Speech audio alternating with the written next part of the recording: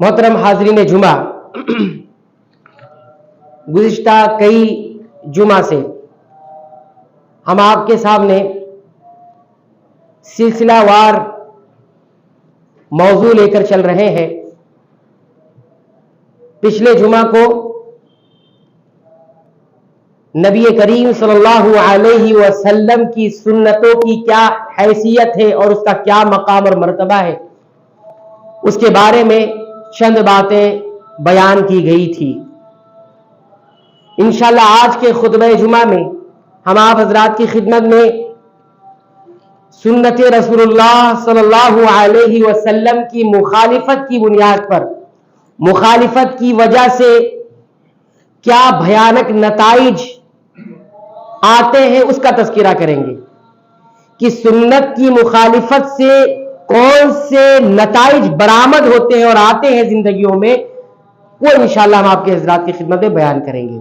اس حوالے سے ہم نے آپ حضرات کی خدمت میں سورہ النور کی آیت نمبر 63 کی تلاوت کی ہے، تو اس آیت کے حوالے سے ہم آپ حضرات کی خدمت میں چند باتوں کا تذکرہ کریں گے۔ امید کرتے ہیں کہ آپ بغور سماعت کریں گے اور اس کو سمجھنے کی بھی کوشش کریں گے۔ اللہ تعالیٰ سے دعا کرتے ہیں کہ رب العالمین تو ہمیں کتاب و سنت کی باتوں کو سننے، اس کو سمجھنے، اس پر غور کرنے، اس کے مطابق عمل کرنے اور اسی طرح دوسروں تک پہنچانے کی ہمیں توفیق عنایت فرما، آمین تقبل یا رب العالمین۔ اس سلسلے میں پہلی آیت جو ہم نے آپ حضرات کی خدمت میں رکھی ہے وہ سورہ نور کی آیت نمبر 63 ہے۔ اللہ تعالیٰ فرماتے ہیں لا تجعلوا دعاء الرسول بینکم کدعاء بعضکم بعضا، لوگوں تم اللہ کے رسول کے بلانے کو اپنے درمیان ویسا مت بنا لو جس طرح تم ایک دوسرے کو بلاتے ہو، جس طرح سے تم ایک دوسرے کو پکارتے ہو بلاتے ہو، تو ایسا تمہیں رسول کے ساتھ نہیں کرنا ہے کہ جس انداز میں چاہا آپ نے نبی کریم صلی اللہ علیہ وسلم کو بلا لیا، پکار لیا۔ مفسرین نے لکھا ہے کہ پہلے صحابہ کرام یا چند لوگ آپ صلی اللہ علیہ وسلم کو یا محمد کہہ کر بلا لیتے تھے، پکار لیتے تھے، یا محمد منع کر دیا گیا۔ کیا کہا گیا؟ یہ نہ کہا جائے بلکہ آپ کو مقام رسالت کے ذریعے پکارا جائے، یا رسول اللہ صلی اللہ علیہ وسلم، اے اللہ کے رسول صلی اللہ علیہ وسلم۔ یہ مقام ہے رسول اکرم صلی اللہ علیہ وسلم کا جو آیت کے ابتدائی ٹکڑے میں بیان کیا گیا ہے۔ لا تجعلوا دعاء الرسول بینکم کدعاء بعضکم بعضا، جیسے آپس میں ایک دوسرے کو تم پکار لیتے ہو، ہاں ہلکی انداز میں، ویسا نبی کریم صلی اللہ علیہ وسلم کو نہیں پکارا جائے گا۔ اس کے بعد کیا فرمایا؟ فرمایا قد یعلم اللہ الذین یتسللون منکم لواذا، اللہ رب العالمین بخوبی جانتا ہے، کن کو جانتا ہے؟ الذین یتسللون منکم، تم میں سے جو لوگ چپکے چپکے سے نکل جاتے ہیں، لواذا نظریں بچا کر، انہیں اللہ بخوبی جانتا ہے۔ قد یعلم اللہ الذین یتسللون منکم لواذا، جو چپکے چپکے، یتسللون تسلل سے بنا ہے، تسلل کے معنی ہوتا ہے الخروج خفیۃ، چپکے سے نکل جانا، کسی کو پتہ نہ چلے، تو بغیر پتہ کیے نکلنے کو چپکے سے نکلنا کہا جاتا ہے، اور لواذا کہتے ہیں نظریں چرا کر نکل جانا، کوئی دیکھا تو نہیں، ایسے نکلنے والوں کو رب العالمین بخوبی جانتے ہیں۔ یہ کون لوگ تھے؟ یہ منافقین قسم کے لوگ تھے۔ جب رائے مشوروں میں انہیں شامل کیا جاتا یا جمعہ کی دن جب انہیں بلایا جاتا تو وہ چپکے سے نکل جاتے، نبی کریم صلی اللہ علیہ وسلم کو پتہ نہ چلے۔ تو یہ فرمایا کہ اللہ ان کو بخوبی جانتا ہے۔ معنی اس کا یہ ہے کہ اللہ رب العالمین تو جانتے ہی، بتانے کا مقصود یہاں پر یہ ہے کہ اللہ رب العالمین زجر و توبیخ کے انداز میں، ہم جانتے ہیں تم کیا کر رہے ہو، جانتے تو پہلے سے، بتا کیوں رہے تاکہ معلوم ہو جائے، یہ زجر و توبیخ کے انداز میں بتایا گیا۔ پھر آگے کیا فرمایا گیا وہ سنیے۔ اللہ رب العالمین فرماتے ہیں فَلْيَحْذَرِ الَّذِينَ، بچنا چاہیے، خبردار ہو جانا چاہیے، کنہیں خبردار ہو جانا چاہیے؟ الذین یخالفون عن امرہ، جو رسول اکرم صلی اللہ علیہ وسلم کے معاملے کی مخالفت کرتے ہیں، انہیں آگاہ ہو جانا چاہیے، بچنا چاہیے، انہیں متنبع ہو جانا چاہیے۔ کس بات سے متنبع ہو جانا چاہیے؟ کس بات سے خبردار ہو جانا چاہیے؟ ان تصیبہم فتنۃ، کہ کہیں ان کے اوپر کوئی فتنہ نہ آ جائے، ایک بات۔ دوسری بات، او یصیبہم عذاب علیم، یا پھر کہیں ان کے اوپر انہیں کہیں پہنچ نہ جائے کوئی سخت قسم کا دردناک عذاب۔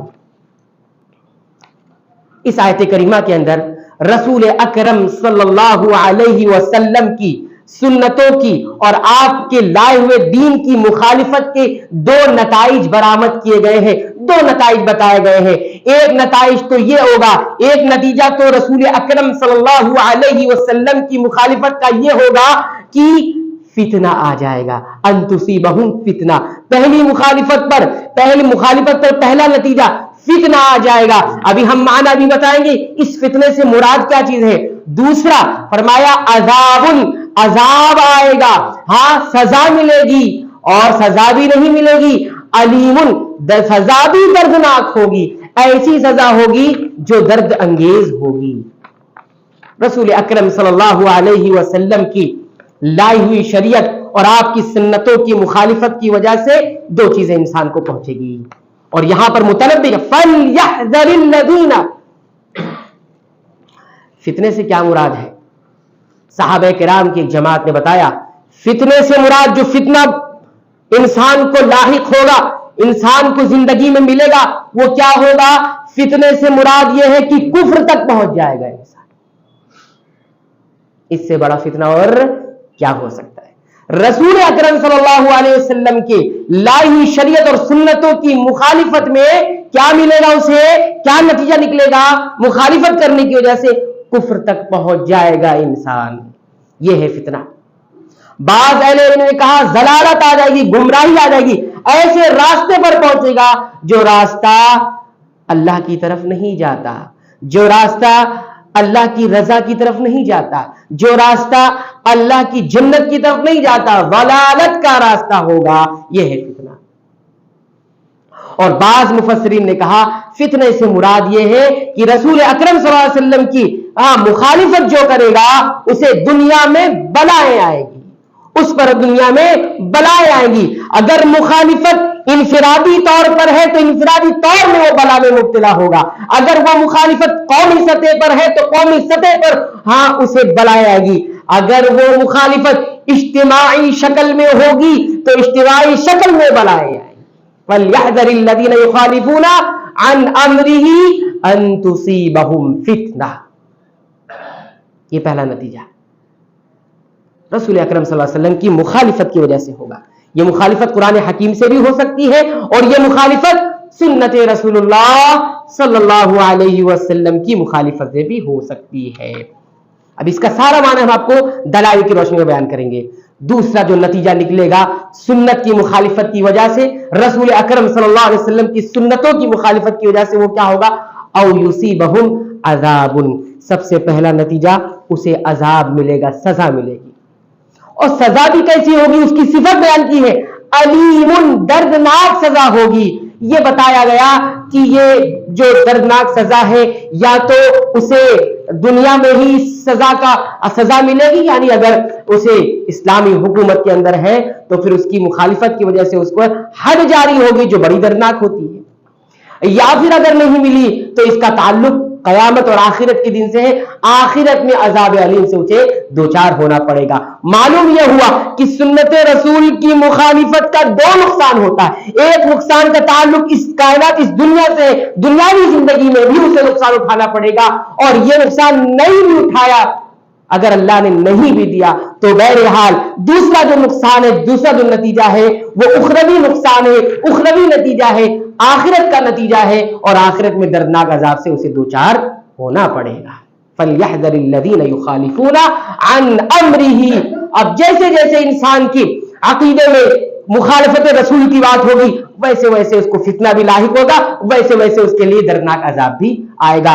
اس آیت کے پس منظر میں، اس آیت کے بیک گراؤنڈ میں اور اس آیت کی روشنی میں آپ جائزہ لیں، ہم اور آپ اچھی طرح غور کریں کہ کیا سنت رسول کی مخالفت سے یہ جو دو نتائج برآمد ہوتے ہیں، نکل کر سامنے آتے ہیں، کیا یہ ہماری زندگی میں ہے یا نہیں۔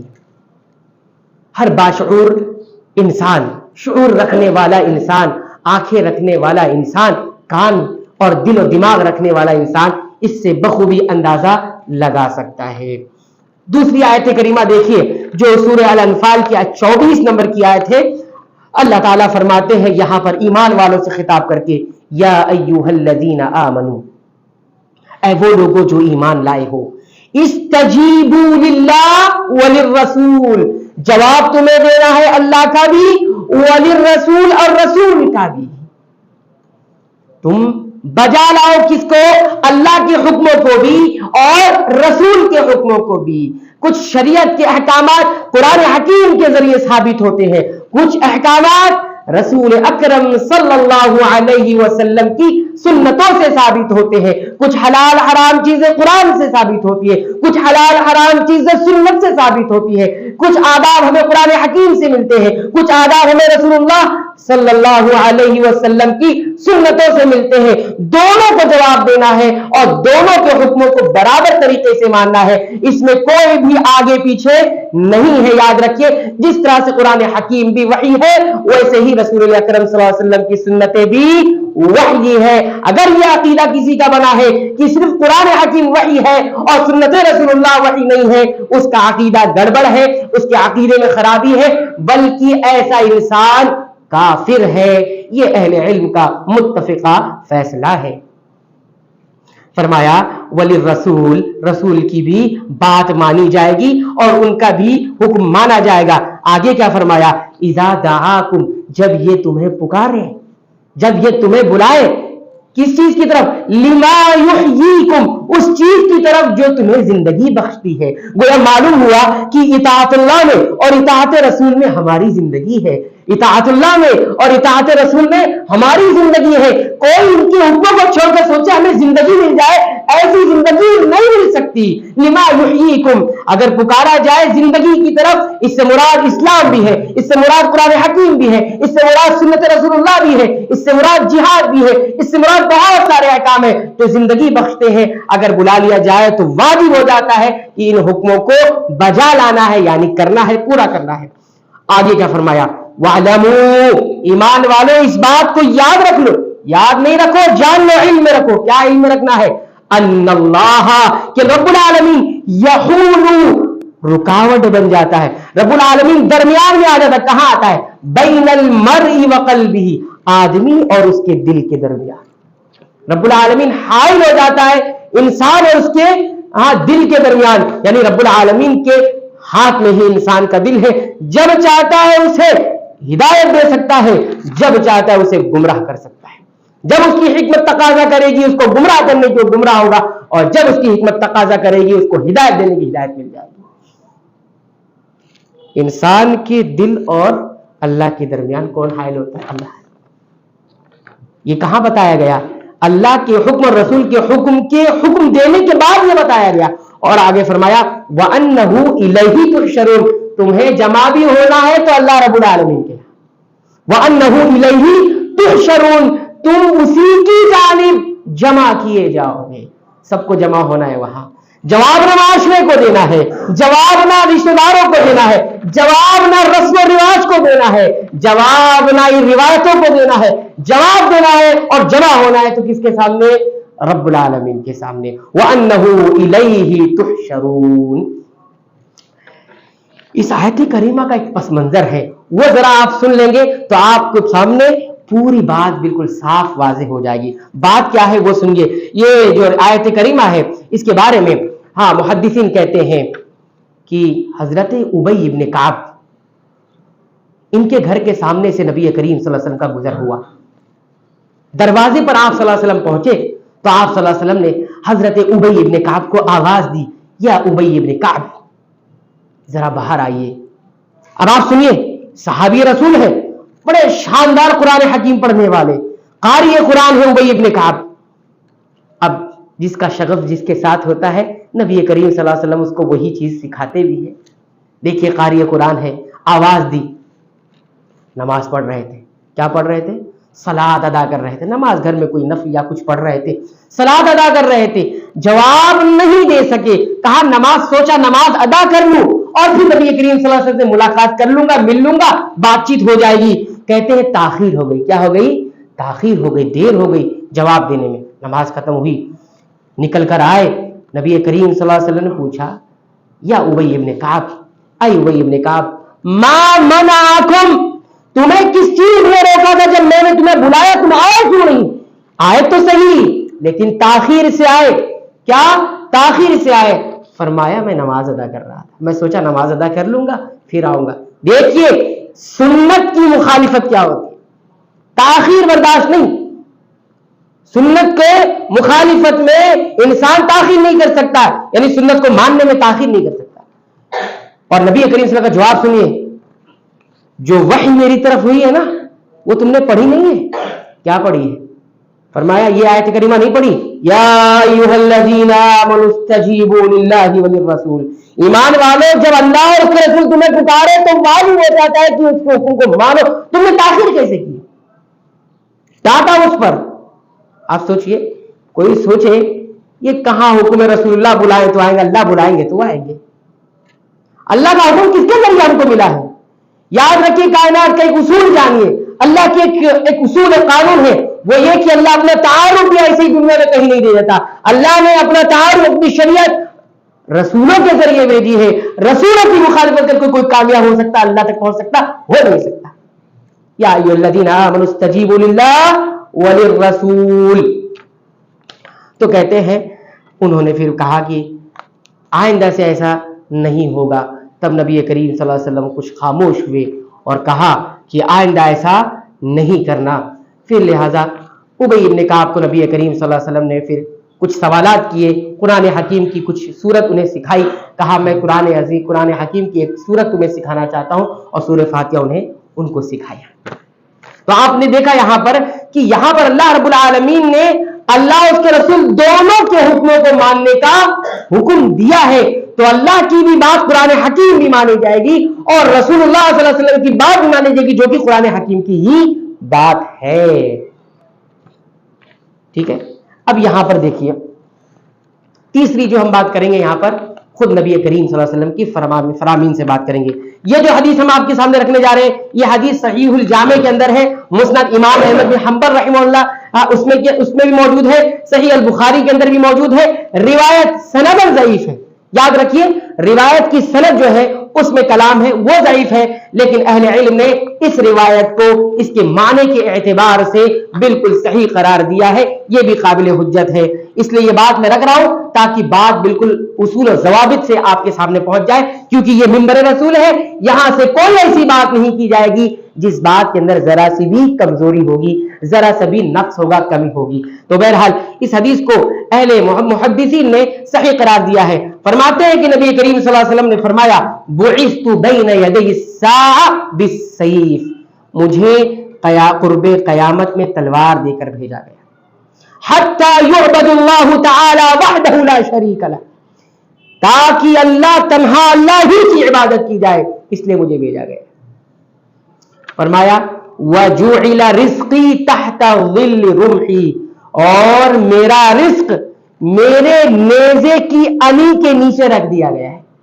دونوں کا معنی ہے, معنی ابھی یہاں وضاحت میں نہیں کر رہا ہوں, یعنی جو مال غنیمت جنگوں سے حاصل ہوگا وہ نبی کریم صلی اللہ علیہ وسلم کا اس میں حصہ ہوتا تھا, اور غنائم جو تھا نبی کریم صلی اللہ علیہ وسلم کے لیے حلال تھا, اس امت کے لیے حلال تھا. پہلی کی امتوں میں یہ جائز و درست نہیں تھا, بلکہ جو چیز حاصل ہوتا اس کا الگ ضابطہ تھا. لیکن یہاں بتایا گیا کہ میرا جو رزق ہے, جس سے میں رزق حاصل کرتا ہوں, وہ میرے نیزے کی علی کے نیچے رکھ دیا گیا ہے.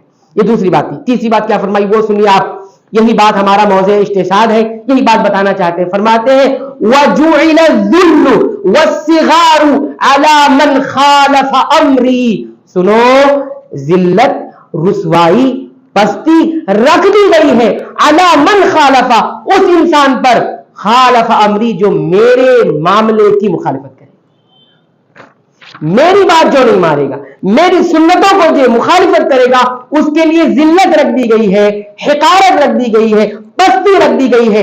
جب جب سنت رسول اللہ کی مخالفت ہوگی, کیا آئے گی؟ ذلت آئے گی. کیا آئے گی؟ رسوائی آئے گی. کیا آئے گی؟ پستی آئے گی. آج امت کے زوال کا بہت سارے اسباب ہو سکتے ہیں. ایک سبب یہ ہے کہ امت نے سنت رسول اللہ صلی اللہ علیہ وسلم کو اپنانا چھوڑ دیا ہے, اس کی مخالفت پر اتر آئے ہیں. کبھی مخالفت اپنے نفس کی وجہ سے ہوتی ہے, میرا نفس یہ کہتا ہے میں نے. کبھی مخالفت اپنوں کی محبت میں ہوتی ہے, میرے اپنوں کو یہ پسند ہے یہ ہم نہیں کریں گے. کبھی مخالفت رشتے داروں کی وجہ سے, تو رشتے داروں کو یہ پسند ہے ہم نہیں کریں گے.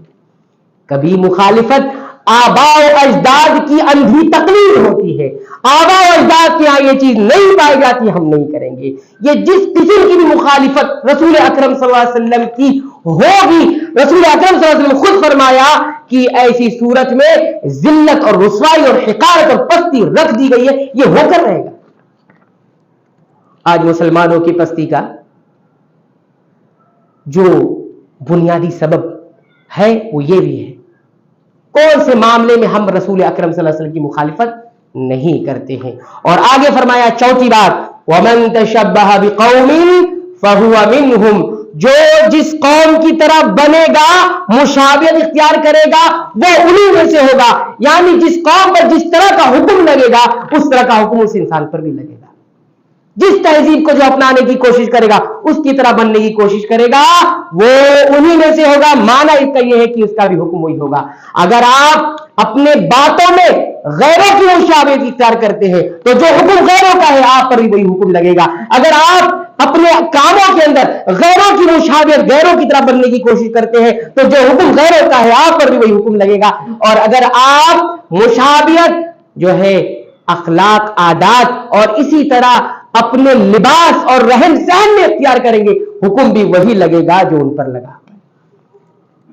معنی اس کا یہ ہے کہ رسول اکرم صلی اللہ علیہ وسلم کی لائی ہوئی تہذیب سنتیں آپ کو پسند نہیں ہے, اسی وجہ سے غیروں کی تہذیب کی طرف جا رہے ہیں. آج دیکھیے بتانے کی ضرورت نہیں ہے, بتانے کی ضرورت نہیں کس طرح سے انسان غیروں کی تہذیب میں پاگل ہوا جا رہا ہے کہ سنت رسول اللہ کی کوئی اہمیت نہیں, رسول اکرم صلی اللہ علیہ وسلم کی طریقے کی سنتوں کی کوئی اہمیت نہیں. بہرحال یہ چند باتیں نبی کریم صلی اللہ علیہ وسلم نے ذکر کی, جس سے معلوم ہوتا ہے کہ سنت رسول کی مخالفت سے کیا آتا ہے, ذلت آتی ہے, رسوائی آتی ہے. کہیں جانے کی ضرورت نہیں ہے, بڑی بڑی کانفرنسیں کر لیں, بڑے بڑے اجتماعات کر لیں اور بڑے بڑے جو ہے محفلیں لگا لیں. ہمارے زوال کی اسباب کیا ہے, ہم کیوں رسوا ہو رہے ہیں, ہم کیوں پریشان ہو رہے ہیں, دشمن ہمیں کیوں ستا رہا ہے. سبب آپ خود جانتے ہیں, سبب ہم خود جانتے ہیں. کسی ہم نشی نہ کسی ہم سفر سے نکلے گا, کسی ہم نشی نہ کسی ہم سفر سے نکلے گا. ہمارے پاؤں کا کانٹا ہم ہی سے نکلے گا. اگر کانٹا ہمارے پاؤں میں لگا ہے تو ہمیں خود نکالنا ہوگا, کوئی اور آ کر ہمارے پاؤں سے کانٹا نہیں نکالے گا. جب ہم نے سنت رسول اللہ کی مخالفت کی ہے تو اسے دور ہمیں ہی کرنا پڑے گا. ہم خود اپنے زوال کے, ہم اپنی خود پستی کے خود ذمہ دار ہیں. وَجُعِلَ الذُّلُّ وَالصِّغَارُ عَلَى مَنْ خَالَفَ أَمْرِي. یہ ہو گئی بات. اب آئیے دیکھیے سنت رسول اللہ کی مخالفت سے اور کیا چیز آتی ہے. یہ روایت ہم آپ کے سامنے رکھ رہے ہیں صحیح البخاری کی, حدیث نمبر اس کا ہے 5063. حضرت انس بن مالک جو خادم رسول ہے, رسول اکرم صلی اللہ علیہ وسلم کی انہوں نے خدمت 10 سال تک کی, وقف ہو گئے تھے رسول اکرم صلی اللہ علیہ وسلم کی خدمت کے لیے, قربان کر دیا تھا اپنی جوانی, اپنا بچپنا. کہتے ہیں جاء ثلاثة رہط, 3 آدمی نبی کریم صلی اللہ علیہ وسلم کی بیویوں کے گھر میں تشریف لائے. کیا کرنے کے لیے تشریف لائے؟ یسألون, پوچھنے کے لیے. کیا پوچھنے کے لیے؟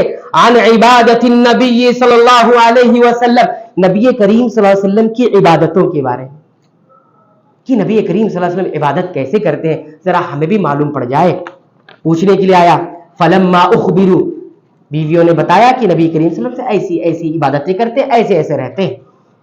کأنہم تقالوها, انہیں لگا کہ یہ عبادتیں کم ہے, یہ تو بہت تھوڑی عبادت ہے, یہ تو بہت چھوٹی عبادت ہے.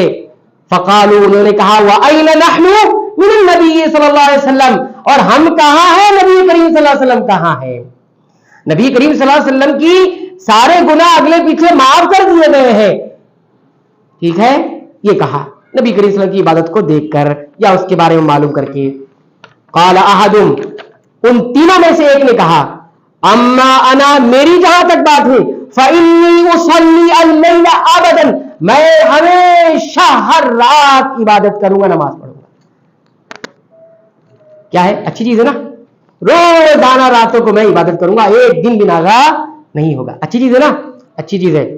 پھر فرمایا دوسرے آدمی نے کہا, انا اصوم, جہاں تک میری بات ہے, اصوم الدہر ولا افطر, میں ہمیشہ روزے رکھوں گا, میں افطار نہیں کروں گا, یعنی روزے توڑوں گا نہیں, روز روزے رکھوں. اچھی چیز ہے, روزے رکھنا بھی اچھی چیز ہے. ایک نماز پڑھیں گے, ایک روزہ رکھیں گے. تیسرے نے کیا کہا, انا اعتزل النساء فلا تزوج ابدا, میں عورتوں سے الگ تھلگ ہو جاؤں گا, میں نکاح نہیں کروں گا, کبھی بھی نکاح نہیں, میں شادی نہیں کروں. بات بڑی اچھی لگ رہی ہے, بہت سارے لوگوں کو اچھی لگ رہی ہوگی. ایک ہمیشہ نماز پڑھیں گے, ایک ہمیشہ روزہ رکھیں گے, ایک شادی نہیں کریں گے. یہ بیوی وغیرہ تو فتنے پیدا کرتی ہے, یہ بیوی آنے سے تو بڑے جنجال آتے ہیں, عبادتوں میں خلل پڑتا ہے. ہاں, عبادتیں برابر نہیں ہو پاتی ہے, کیسے ہوگا, گھر چلا رہا ہے کہ عبادت کرنا ہے. بڑا اچھا لگتا ہے, اچھا ہے, رہبانیت کی زندگی ہو جائے گی. فجاء رسول اللہ صلی اللہ علیہ وسلم, اور قربان جائیے صحابہ کے معاشرے پر سارے مسائل کہاں لے کر جاتے تھے, رسول اکرم صلی اللہ علیہ وسلم کے دربار, رسول اکرم صلی اللہ علیہ وسلم کے کورٹ میں. یہاں ہمارے فیصلے مسلمانوں کے کہا جا رہے ہیں, نہ جانے کون کون سی کورٹ میں. کبھی یہ خواہش نفس کا کورٹ ہے, کہیں یہ معاشرے کا کورٹ ہے, کہیں یہ آباء و اجداد کا کورٹ ہے, کہیں یہ معاشرے کے رسم و رواج کا کورٹ ہے. جب تک اس کورٹ میں پاس نہیں ہوگا ہماری زندگی نہیں چلنے والی. مومن کی زندگی کا ایک ہی کورٹ ہے, اور وہ ہے محمد رسول اللہ صلی اللہ علیہ وسلم کی تعلیمات کا کورٹ. نبی کریم صلی اللہ علیہ وسلم کے پاس پہنچے, بات پہنچی. نبی کریم صلی اللہ علیہ وسلم نے پوچھا ان سے, انتم الذین قد قلتم کذا وکذا, یہ تم نے ہی ایسی سی بات کہی ہے, روزے رکھیں گے اور رات بھر نمازیں پڑھیں گے اور شادی نہیں کریں گے. اما واللہ, سنو میری بات سنیے, اما واللہ, سنیے میری بات سنیے, اللہ کی قسم ہے, انی لا اخشاکم للہ, میں تم سے زیادہ اللہ کا خشیت, اللہ کی خشیت رکھنے والا ہوں, میں تم سے زیادہ اللہ سے ڈرنے والا ہوں. واتقاکم لہ, اللہ کا تقوی تم سے زیادہ اختیار کرنے والا ہوں. معیار طے کر دیا گیا اللہ کی خشیت کا, معیار طے کر دیا گیا اللہ کے تقوی کا. اللہ کے تقوی کا بھی ایک معیار ہے, تقوی کا بخار نہیں چڑھنا چاہیے کہ بخار چڑھ گیا تقوی کا تو نماز پہ نماز ہے, حقوق اللہ ختم, پوری بات ختم, تقوی کا بخار چڑھ گیا نہیں. رہبانیت بھی نہیں. ہمارا اسلام دین شریعت, شریعت محمدی کیا ہے, درمیان کا راستہ ہے, نہ بہت ادھر ہے نہ بہت ادھر ہے, درمیان کا راستہ ہے. فرمایا میری بات کرتے تو سنو, میرا کیا معاملہ ہے, لیکنی اصوم وافطر, میں روزے بھی رکھتا ہوں اور روزے نہیں بھی رکھتا ہوں. واصلی وارقد, میں نمازیں بھی پڑھتا ہوں اور سوتا بھی ہوں. واتزوج النساء, میں نے شادی بھی کر رکھی ہے. کتنا اچھا لگ رہا تھا کہ نمازیں پڑھیں گے, سب سوچیں گے بڑا اچھا ہے, نمازیں پڑھیں گے. انہوں نے وقف کر دیا نمازوں کے لیے اپنے آپ کو, انہوں نے گھر بار چھوڑ دیا نمازوں کے لیے, انہوں نے روزوں کے لیے گھر بار چھوڑ دیا, عبادت کے لیے بیوی بچے چھوڑ دیے, شادی نہیں کریں. اور آگے فرمایا اے فائنل بات, فمن رغب عن سنتی فلیس منی, سننے وہ انسان جو میری سنت, میرے اس طریقے سے دور بھاگے گا, اسے نفرت کرے گا, فلیس منی, وہ یاد رکھیے میرے میں سے نہیں, وہ ہماری شریعت پر نہیں ہے. معلوم یہ ہوا کہ جو انسان سنت رسول اللہ صلی اللہ علیہ وسلم کے خلاف عمل کرتا ہے, کتنا بھی اچھا خوبصورت عمل نظر آ رہا ہے, کتنی بھی محنت اس میں نظر آ رہی ہے, کتنی بھی مشقت نظر آ رہی ہے, کتنا بھی اخلاص نظر آ رہا ہے, کتنا بھی جذبہ نظر آ رہا ہے, طریقہ سنت رسول اللہ کے مخالف ہے تو فلیس منی, فرمایا نبی کریم صلی اللہ علیہ وسلم نے, وہ ہم میں سے نہیں ہے. وہ شریعت محمدیہ سے اپنا رشتہ الگ کر لے. یہ کبھی تو ہمیشہ کے لیے بھی نکل سکتا ہے اور کبھی تو بہت ساری اس کے معنی ہو سکتے ہیں. تو یہ ہم نے آپ کو بتایا. یہ تو ایک اور نقصان ہم نے بتایا کہ شریعت محمدیہ پر تو آپ, ہم اور آپ اپنی عبادتوں کی بنیاد, اپنی زندگی کی بنیاد سب کے سب سنت رسول اللہ صلی اللہ علیہ وسلم پر رکھیں گے. اس سے آگے پیچھے ہوئے تو آپ کتنے بھی اچھے کیوں نہ ہو، چاہے نیتوں میں، چاہے جذبے میں، چاہے اخلاص میں، چاہے کتنے خوبصورت آپ کی، لیکن آپ شریعت محمدیہ پر نہیں ہے، وہ طریقہ سنت رسول اللہ کا طریقہ نہیں ہے، شریعت کا طریقہ۔ اب دیکھیے ایک اور نقصان کیا ہوتا ہے، یہاں تو نقصان انسان جھیل لے جائے گا، یہاں تو برداشت کر لے جائے گا، سوچے گا چلو کوئی بات نہیں، تھوڑا بہت نقصان ہوگا، لیکن ایک نقصان کتنا بڑا ہوگا وہ دیکھیے، جو اخروی نقصان ہے۔ غور سے سنیے یہ روایت جو ہم آپ کے سامنے رکھنے جا رہے ہیں، حدیث، یہ نبی کریم صلی اللہ علیہ وسلم کا فرمان صحیح البخاری کے اندر موجود ہے، 2367 نمبر کی حدیث ہے۔ فرماتے ہیں ابو ہریرہ رضی اللہ تعالیٰ عنہ کے حوالے سے، محمد ابن زیاد کہتے ہیں کہ میں نے صحابی رسول ابو ہریرہ رضی اللہ تعالیٰ عنہ کو فرماتے ہوئے سنا، وہ فرماتے ہیں کہ میں نے نبی کریم صلی اللہ علیہ وسلم کو سنا، آپ نے کیا فرمایا، والذی نفسی بیدہ، قسم ہے اس کی جس کے ہاتھ میں میری جان ہے، کیا ہے، لَأَذُودَنَّ رِجَالًا عَنْ حَوْضِي، لَأَذُودَنَّ رِجَالًا عَنْ حَوْضِي، میں اپنے حوض سے کچھ لوگوں کو ضرور ہٹا دوں گا، بھگاؤں گا۔ دیکھ رہے ہیں رسول اکرم صلی اللہ علیہ وسلم کے ہاتھوں جو جام کوثر ملے گا، وہاں وہ نہیں ملے گا، بھگا دوں گا، میں ہکال دوں گا۔ کیسے ہکالا جائے گا، کما تزاد الغریبۃ من الابل عن الحوض، جیسے اجنبی اونٹوں کو حوض سے پانی پلانے جہاں پر حوض ہوتا ہے اس سے بھگا دیا جاتا ہے۔ اب سب جو ہے ایک حوض کے پاس اپنے اپنے اونٹوں کو، جانوروں کو پانی پلا رہے ہیں، کہیں کوئی اجنبی اونٹ آ گیا پانی پینے کے لیے تو اس کو بھگا دیا جاتا ہے، یہ کس کا اونٹ ہے، کہاں سے آیا، یہاں نہیں ہے اس کی جگہ، چلیے نکلیے۔ ایسے ہی کچھ لوگوں کو نبی کریم صلی اللہ علیہ وسلم فرماتے ہیں اللہ کی قسم، یعنی جس کے ہاتھ میں میری جان ہے، جس کے قبضے میں میری جان ہے، میں ہکال دوں گا، بھگا دوں گا۔ یہ کتنی بڑی ذلت ہے، یہ کتنی بڑی بد نصیبی ہے، یہ کتنا بڑا نقصان ہے کہ رسول اللہ ہمیں بھگا دے، رسول اللہ صلی اللہ علیہ وسلم کو ہم کو بھگا دے، کیا وہ کامیاب ہوگا؟ اچھا اس روایت میں تو اتنی بات ہے، لیکن دوسری روایت سنیے، وہ کافی لمبی روایت ہے، اس میں آیا ابو ہریرہ رضی اللہ تعالیٰ عنہ فرماتے ہیں، یہ صحیح مسلم کی روایت ہے، حدیث نمبر 249 ہے یہ حدیث کا نمبر۔ فرماتے ہیں کہ رسول اکرم صلی اللہ علیہ وسلم ہاں مقبرہ کی پائے، جنت بقیع الغرقد جو قبرستان ہے اس کے پاس آئے، وہاں پر آپ نے دعا پڑھی، السلام علیکم دار قوم مؤمنین، سلامتی ہو ہاں مومنین لوگوں پر، مومن گھر والوں پر، اور پھر فرمایا کہ وَإِنَّا إِن شَاءَ اللَّهُ بِكُمْ لَلَاحِقُونَ، کہ ہم تم سے ضرور ملنے والے ہیں، آپ ہم سے پہلے چلے گئے، ہم بھی ایک دن ضرور آپ سے ملیں گے، ہمیں بھی جو ہے موت آئے گی، ہم بھی جائیں گے تمہارے پاس۔ وَدِدْتُ، میری خواہش یہ ہے کہ میں اپنے بھائیوں کو دیکھ لوں۔ نبی کریم صلی اللہ علیہ وسلم کیا فرمایا، میری خواہش یہ ہے کہ میں اپنے بھائیوں کو دیکھ لوں۔ صحابہ کرام نے کہا کیا ہم آپ کے بھائی نہیں ہیں، کیا ہم آپ کے بھائی نہیں ہیں؟ فرمایا تم میرے صحابہ ہو، انتم اصحابی، تم میرے صحابہ ہو، میرے بھائی تو وہ ہیں لم یاتوا بعد، جو تمہارے بعد آئیں گے، اس کے بعد جو آئیں گے وہ ہمارے بھائی ہیں۔ فقالو، صحابہ کرام نے کہا کیف تعرف من لم یات بعد من امتک، کہ آپ تو چلے جائیں گے، آپ کو تو خبر نہیں، آپ کیسے پہچانیں گے اپنی امت میں اپنے ہمارے بعد جو لوگ آئیں گے، تو کیسے پہچانیں گے؟ آپ صلی اللہ علیہ وسلم نے فرمایا دیکھو ایک مثال ہے، ذرا سمجھنے کی مثال ہے، صحابہ کرام کے معاشرے کے حساب سے بات کی۔ فرمایا دیکھو ایک آدمی ہے، اس کے 5 اونٹ ہیں، اب وہ اونٹ جو ہے خیل غر محجل بین ظہر خیل دہم بہم، اس کے اونٹ کیسے ہیں، اس کے گھوڑے کیسے ہیں، اس کے پیشانی پہ بھی سفیدی لگی ہوئی ہے، پاؤں میں بھی سفیدی لگی، اب بہت سارے گھوڑے ہیں، ان گھوڑوں میں کالے کالے گھوڑوں میں اپنے گھوڑوں کو نہیں پہچانے گا، کالے کالے گھوڑے ہیں اس کے، اور اس میں اس کے گھوڑے کیسے ہیں، پیشانی پر بھی چمکدار سفیدی ہے اور پیروں میں بھی، کتنی اچھی طرح سمجھ میں آ جائے گا۔ کہا میں بھی اپنے بھائیوں کو ایسے ہی پہچانوں گا، کیسے پہچانوں گا؟ فرمایا کہ فَإِنَّهُمْ يَأْتُونَ، وہ قیامت کے دن جب آئیں گے، غُرًّا مُحَجَّلِينَ مِنَ الْوُضُوءِ، پیشانیاں بھی جگمگا رہی ہیں تو پیر بھی اعضائے وضو جگمگا رہے ہیں، ایسے میں پہچانوں گا۔ وَأَنَا فَرْتُهُمْ عَلَى الْحَوْضِ، اور میں ان سے پہلے حوض میں پہنچا رہوں گا۔ اور پھر فرمایا اب آگے وہی بات جو صحیح بخاری کے اندر موجود ہے، فرمایا سنو کچھ لوگ ہکالے جائیں گے، یا انہیں میں ہکال دوں گا اپنے حوض سے، جیسا کہ گمشدہ اونٹ گم گیا ہے اور گھومتے گھومتے اسی حوض کے پاس پہنچ گیا اور اس کو بھگایا جا رہا ہے، ایسے اس کو بھی بتا دیا جائے گا۔ کہتے ہیں میں پکاروں گا آؤ آؤ آؤ حوض پی کر جاؤ، کیا کہا جائے گا؟ نہیں ان کو بھگاؤ، اور کہا گیا کیوں بگایا جائے؟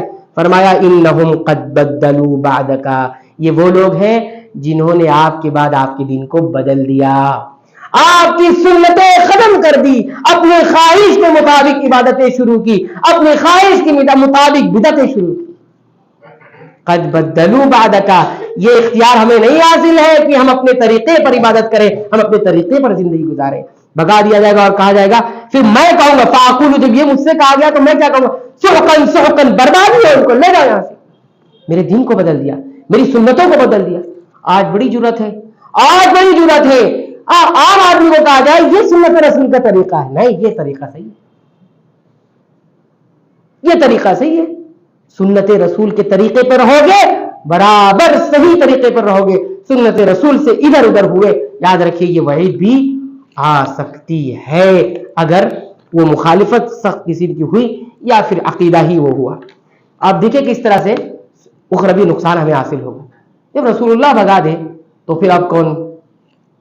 کیونکہ معیار ہے وہ، وہی معیار اور کامیابی اور ناکامی کے وہی معیار دنیا میں بھی اور آخرت میں بھی۔ اب کچھ واقعات سے میں آپ کو بات واضح کر دوں مختصر وقت میں۔ یہ واقعہ صحیح مسلم کے اندر لکھا ہوا ہے، صحیح مسلم کے اندر موجود ہے۔ صحابی رسول حضرت سلمہ ابن الاکوع ہے، فرماتے ہیں نبی کریم صلی اللہ علیہ وسلم کے پاس ایک آدمی بائیں ہاتھ سے کھانا کھایا، ٹھیک ہے، کھانا کھایا۔